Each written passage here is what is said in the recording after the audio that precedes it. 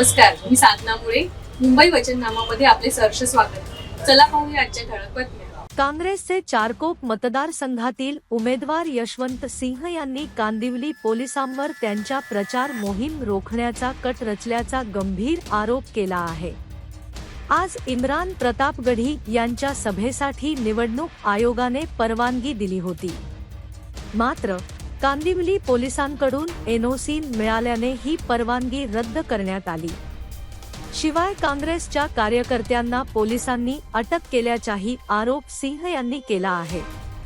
यशवंत सिंह म्हणाले, आमचे कार्यकर्ते शाळेत प्रचाराला आले होते, त्यांनाही जबरदस्तीने पोलिसांनी पकडून नेले. जर आम्ही चूक केली असेल तर निवडणूक विभागाला कळवायला हवे होते, पण तसे झाले नाही. इस विधानसभा की ऑब्जर्वर हूँ, राजस्थान से विधायक हूँ। और आज जो मैंने देखा, जो भाजपा सरकार जिस तरीके से तानाशाही पर उतर आई है, जिस तरीके से इन्होंने हमारे जो कर्मचारी थे जो काम करते हैं उनको लाने का अधिकार इनका राइट नहीं बनता है, जिस तरीके से उठाकर लाए हैं इनका कोई अधिकार नहीं बनता है। इनको चुनाव आयोग में जिसको भी शिकायत करनी थी चुनाव आयोग में करनी थी। अगर कोई कर्मचारी काम कर रहा है उसकी चुनाव आयोग में शिकायत करनी थी, वो अपने आप उसकी जो सज़ा बनती है वो देते। लेकिन इन्होंने सीधा पुलिस का कब से हो गया ये काम करने का तरीका कि जो भी प्रचार कर रहा है उसको उठा के लाएंगे बिना आइडेंटिफाई के। और तीन जो कर्मचारी हमारा कार्यकर्ता काम कर रहा है उसको उठा के लाने का कोई अधिकार इनका नहीं बनता। वहाँ कोई झगड़ा नहीं हुआ, वहाँ कोई कहासुनी नहीं हुई। और उसके बाद जिस स्कूल के अंदर वो 4th क्लास है उस स्कूल के प्रिंसिपल को भी यहाँ बुलाया गया है और उससे 4 घंटे से लिखापढ़ी की जा रही है। ऐसी कौन सी लिखापढ़ी है, क्या कितना बड़ा जुर्म इन लोगों ने किया है? ये सीधा तरीका हम लोगों को जो दिखाई दे रहा है कि ये महाराष्ट्र की जो सरकार, भाजपा की जो सरकार है, भाजपा की जो तानाशाही है वो किस हद तक नीचे गिर सकती है, ये बानगी आज यहाँ देखने को मिली है। दूसरा, जितना बड़ा प्रोग्राम हमारा था, क्या अब हमने इनसे कहा कि क्या रैलियां नहीं होगी, क्या प्रोग्राम नहीं होंगे? जिस तरीके से ये तानाशाही कर रहे हैं एन टाइम एन वक्त पर सारी की सारी चीज़ें, जैसा कि हमारे प्रत्याशी ने यशवंत जी ने बताया कि सारी की सारी एनओसी हमने ले चुके हैं, उसके बाद में एनओसी लेने के बाद में एन टाइम में प्रोग्राम कैंसिल करने का क्या तरीका है? ये बौखलाहट का जो है बानगी ये देखने को मिल रही है कि इनके कितने बौखलाए हुए हैं लोग और किस तरीके से राज हासिल करना चाहते हैं। ये दबाव से, प्रेशर से, डरा के, धमका के, किस तरीके से टॉर्चर करके लोगों को पैसा फेंक के, जिस तरीके से ये अपने सारे के सारे प्रशासन का दुरुपयोग कर रहे हैं, पुलिस का दुरुपयोग कर रहे हैं। पुलिस का जो अधिकार नहीं है, जो राइट नहीं है पुलिस का, वो पुलिस काम कर रही है, भाजपा के लिए पुलिस काम कर रही है। यहाँ आरएसएस को कर्मचारियों को इन्वॉल्व होने के लिए, सदस्यता लेने के लिए बोल दिया जाता है। आरएसएस क्या भाजपा के लिए काम नहीं कर रही? घर घर जाके आरएसएस के अंदर कर्मचारी, सरकारी कर्मचारी नियुक्त कर चुके हैं, वो उनकी सदस्यता ले चुके हैं। अभी एक केंद्र सरकार ने एक आदेश निकाल दिया कि आरएसएस में कोई भी व्यक्ति अपनी सदस्यता ले सकता है जो कि सरकारी कर्मचारी हो सकता है। यहाँ अगर कोई भी सरकारी कर्मचारी काम करता हुआ पाया जाता है तो उसकी डिपार्टमेंट जांच करेगा, डिपार्टमेंट उसकी रेकी करेगा, डिपार्टमेंट उसकी जांच करके संबंधित डिपार्टमेंट उसको पनिशमेंट देगा, न कि पुलिस पनिशमेंट देगी। पुलिस का यहाँ अधिकारी नहीं बनता कि उनको 4 घंटे से बिठा के रखा है।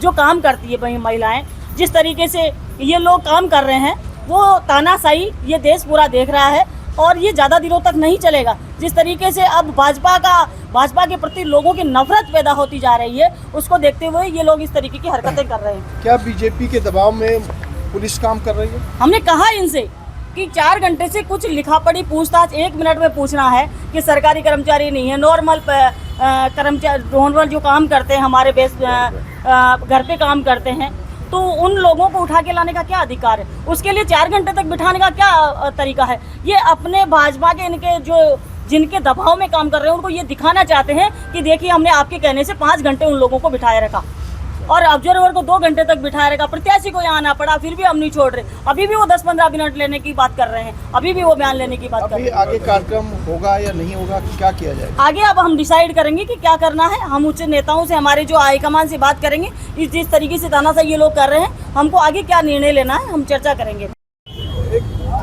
आज यहाँ पर सार्वजनिक सभा का आयोजन किया गया था और उसका परमिशन हम लोगों ने 6 नवंबर को उसके परमिशन के लिए अप्लाई किया था और चुनाव आयोग की तरफ से 11 नवंबर को इसका परमिशन हमको बाकायदा दिया गया, जिसमें हमने जो भी उनको रिक्वायर्ड डॉक्यूमेंट्स है वो हमने सबमिट किया। एनओसीज हमने ली, हर एक डिपार्टमेंट की एनओसी मिली हमको, और उसके बाद उसके पैसे यहाँ पे भरे गए, और ये उसकी कॉपी है जो कि 11 नवंबर को हमको यहाँ पर दी गई। आज यहाँ पर इस सभा में हमारे बीच में इमरान प्रतापगढ़ी जी, उनके साथ साथ में भाई जगताप जी और चंद्रकांत त्रिपाठी जी, उनके साथ में और भी वरिष्ठ नेतागण यहाँ पर आज इस सभा को संबोधित करने वाले थे। सभा के 2 घंटे पहले यहाँ पे एक स्पॉट विजिट होता है, और उस स्पॉट विजिट में हमें बताया जाता है कि आप यहाँ पर स्टेज आप यहाँ पर नहीं लगा सकते हैं, क्योंकि यहाँ से आपकी ट्रैफिक जाम होगी। उनको यहाँ पर बताया गया कि हमने ट्रैफिक यहाँ पे जिस तरह से सुचारू रूप से चल रहा है, आप देख सकते हैं, उस तरह से ट्रैफिक चलेगी, और हमने केवल फुटपाथ का पोर्शन हमने यहाँ पर वहाँ पे कुर्सियाँ लगाई थी। कुल मिला के 5 से 6 रो में हमने कुर्सियाँ लगाई थी, उनको यहाँ पे समझाया गया। उसके बावजूद भी उन लोगों ने इसको एक्सेप्ट नहीं किया।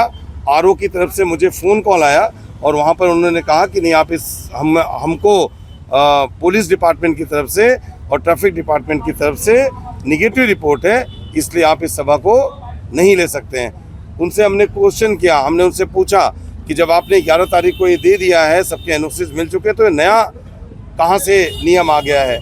आरओ से मैं मिलने गया, आरओ अपने जगह पे अवेलेबल नहीं थे, उनको मैंने फ़ोन लगाया। फ़ोन लगाने के बाद भी उनका फ़ोन ऐसे मोड में है कि जहाँ पे आप वॉइस मैसेज आप भेज सकते हो। मैंने उनको वॉइस मैसेज भेजा। उसके इमीडिएटली बाद हम पुलिस स्टेशन गए हैं। पुलिस स्टेशन में सीनियर से मुलाकात हुई है, और वहाँ पे जो इंस्पेक्टर यहाँ पे साइट विजिट किए थे उनसे मुलाकात हुई। उन्होंने कहा कि हमारे साथ में आरटीओ के लोग थे, और हम लोगों ने मिलकर डिसाइड किया कि यहाँ पर ट्रैफिक के प्रॉब्लम्स हो गए। मैंने उनको ऑनलाइन यहाँ पर वीडियो कॉल किया, और वीडियो कॉल करके सीनियर को मैंने दिखाया कि देखिए यहाँ पे कोई भी प्रॉब्लम्स नहीं होंगे। उसके बावजूद भी उन्होंने कहा कि नहीं, हमने अपना रिपोर्ट आरओ के पास भेज दिया है, अब हमारे से कुछ नहीं हो सकता है, आप आरओ से ही आप मिलिए तो होगा। मुझे समझ में नहीं आता है आखिर इन चीज़ों के पीछे आखिर षड्यंत्र किसका है। अगर हम 11 तारीख को परमिशन लेते हैं, 72 घंटे बाद हमको सभा लेने से मना किया जाता है, तो अभी समझना पड़ेगा, आप लोगों को, जनता को ये समझना पड़ेगा कि आखिर इसके पीछे किसका हाथ है और ये ऐसा क्यों हो रहा है हमारे साथ। दबाव की वजह से टाला गया सभा। अब ये दबाव की जो राजनीति है, कौन करता है, कैसे करता है, और बौखलाहट में कौन क्या करने जा रहा है और क्या कर रहा है, ये आप जाके उन्हीं लोगों से पूछिए। आप जाके आरओ से पूछिए, और जो हमारा कांदीवली पुलिस स्टेशन है वहाँ पे, और आरटीओ डिपार्टमेंट से पूछिए कि आखिर उनके ऊपर किसका दबाव था, जो यहाँ पे इतनी बड़ी, हम वैसे भी आज 14 तारीख में हैं, 4 दिन के बाद में आचार संहिता के हिसाब से हम अपना प्रचार प्रसार नहीं कर सकते हैं। ये लास्ट मोमेंट पे जो हमारे साथ हो रहा है, यहाँ की जनता उसका जवाब 20 नवंबर को अपने वोटों से देगी, ये मुझे पूरा विश्वास है। क्या आपको सभा पत्र का ये रद्द पत्र दिया गया है क्या? हमको जो दिया गया है, हमको ये कंडक्ट करने के लिए दिया गया है।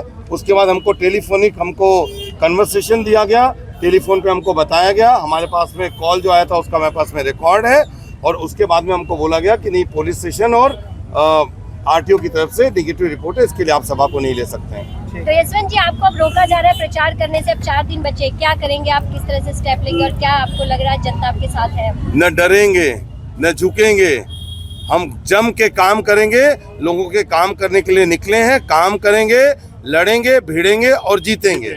आपल्या मुंबई वचननामा चॅनलला सबस्क्राईब करा आणि बेल आयकॉन दाबायला विसरू नका।